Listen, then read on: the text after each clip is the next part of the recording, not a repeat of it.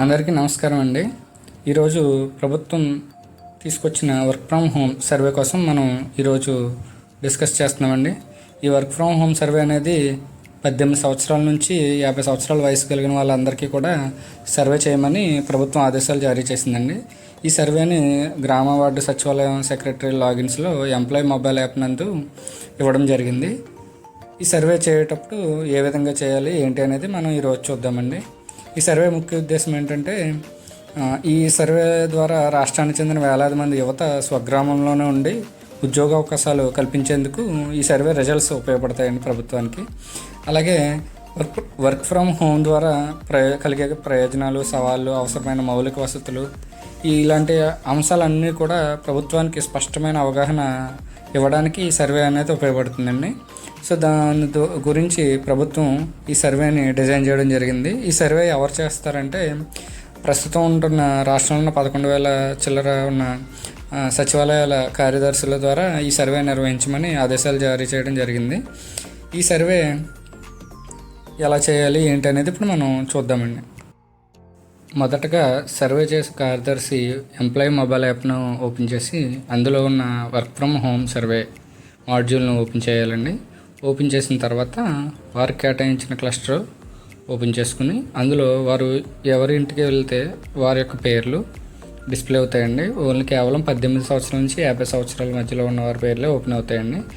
ఆ పేరుకి సంబంధించిన మా స్లైడ్ ఓపెన్ చేసి అందులో మొదటగా క్వాలిఫికేషన్ అనేది అడుగుతుందండి. Others, PhD, PG, MBBS, degree in arts, degree in other subjects, engineering, అలాగా వేరే ఆప్షన్స్ వస్తుందండి. అది సెలెక్ట్ చేసుకున్న తర్వాత are you working, yes or no అని అడుగుతుందండి. ఒకవేళ మనం వర్కింగ్ కాకపోయినట్లయితే నో పెడతామండి. అలాగే తర్వాత ఇంట్రెస్ట్, ఐటీ సెక్టర్లో వర్క్ చేయడానికి మీకు ఇంట్రెస్ట్ ఉందా లేదా అని అడుగుతుందండి. అది కూడా ఇంట్రెస్ట్ లేకపోయినట్లయితే నో పెడతామండి. నో పెట్టిన తర్వాత ఇంట్లో ఉన్న ఏదో ఒక ఫ్యామిలీ మెంబర్ యొక్క అథెంటికేషన్ ద్వారా మనం వారికి సర్వే పూర్తి చేయొచ్చండి. ఇది మొదటిదండి. ఇన్ కేస్ వారు వర్కింగ్ అయితే ఏం ఆప్షన్స్ వస్తాయో చూద్దామండి. వారు కానీ ఒకవేళ వర్కింగ్ అయితే కనుక మొదటగా ముందుగా తెలియజేసినట్టు క్వాలిఫికేషన్ సెలెక్ట్ చేసుకుంటాం. తర్వాత వర్కింగ్ అయితే ఎస్ పెడతాం. తర్వాత వారు ఎక్కడ వర్క్ చేస్తున్నారు, వర్క్ ఫ్రమ్ హోమా, వర్క్ ఫ్రమ్ ఆఫీసా, హైబ్రిడా, అంటే సగం డేస్ అలా సగం డేస్ అలా అట్లా అది సెలెక్ట్ చేస్తామండి. తర్వాత వర్క్ ఫ్రమ్ హోమ్ అయితే కనుక మళ్ళీ మనల్ని ఆప్షన్స్ అడుగుతుందండి. వర్క్ ఫ్రమ్ హోమ్ కానీ హైబ్రిడ్ మోడ్ కానీ సెలెక్ట్ చేస్తున్నట్లయితే మీ ఇంట్లో వర్క్ ఫ్రమ్ హోమ్ ఫెసిలిటీ కోసం ఇన్ఫ్రాస్ట్రక్చరు అంటే సరైన సదుపాయాలు ఉన్నాయా లేదా అని అడుగుతుందండి. ఉన్నాయి అని మనం సబ్మిట్ చేసినట్లయితే కనుక వర్క్ ఫ్రమ్ హోమ్ ఫెసిలిటీస్లో ఎంతమందికి అకామిడేషన్ కలదు, ఉన్నదా లేదా అనేది నెక్స్ట్ అడుగుతుందండి. అంటే spare room work from home చేస్తున్నారా లేదా అని చెప్పేసి అది ఎస్ అయితే ఎస్ పెడతామండి, నో అయితే నో పెడతాం. ఒకవేళ బ్రాడ్బ్యాండ్ వర్క్ ఫ్రమ్ హోమ్ అయితే కనుక ఎస్ పెడితే కనుక ఇంట్లో బ్రాడ్బ్యాండ్ కనెక్షన్ ఉందా, ఉంటే దాని యొక్క స్పీడ్ ఎంత అని అడుగుతుందండి. వాళ్ళు తెలియజేసినట్లయితే ఆ యొక్క స్పీడ్ ఎంటర్ చేస్తాం. 12 Mbps, 30 Mbps, 50 Mbps. తర్వాత వర్క్ ఫ్రమ్ హోమ్లో భాగంగానే మనకి ఫెసిలిటీస్ అంటే రూమ్ స్పేస్ ఏమైనా ఉందా, అకామిడేషన్ అని అడుగుతుందండి. వారు వర్క్ ఫ్రమ్ హోమ్ చేస్తున్నారు కనుక ఆ యొక్క రూమ్ సైజు స్క్వేర్ మీటర్స్లో ఎంటర్ చేయాలండి. రూమ్ సైజు మరియు ఆ రూమ్లో ఎంతమంది వర్క్ ఫ్రమ్ హోమ్ చేయడానికి ఆ రూము స్పేషియస్గా అంటే సరిపోతుంది అనేది కూడా విషయం మనం మెన్షన్ చేయాలండి. తర్వాత ఇంట్లో ఎవరుంటే వారు ఆ ఇంటికి సంబంధించిన అందరి పేర్లు డ్రాప్ డౌన్లో చూపిస్తుందండి.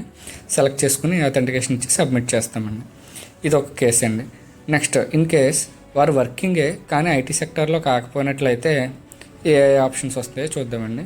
వారు వర్కింగ్ అయ్యి ఉండి అసలు ఐటీ సెక్టర్ సంబంధం లేకపోతే కనుక వారికి ఏదైనా ట్రైనింగ్ తీసుకోవడానికి ఇంట్రెస్ట్ ఉందా ఏంటి అనేది అడుగుతుందండి.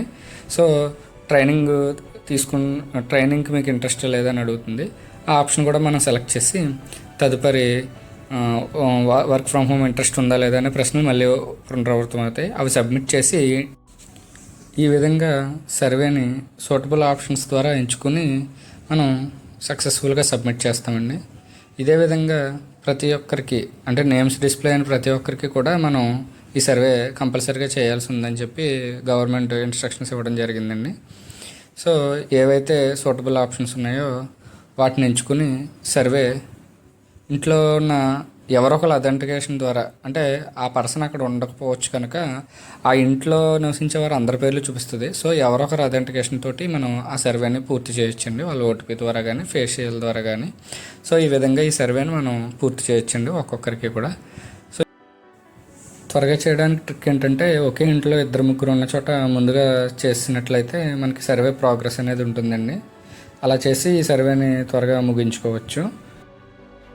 వీడియో చూసిన ప్రతి ఒక్కరికి కూడా థ్యాంక్ యూ సో మచ్ అండి. సబ్స్క్రైబ్.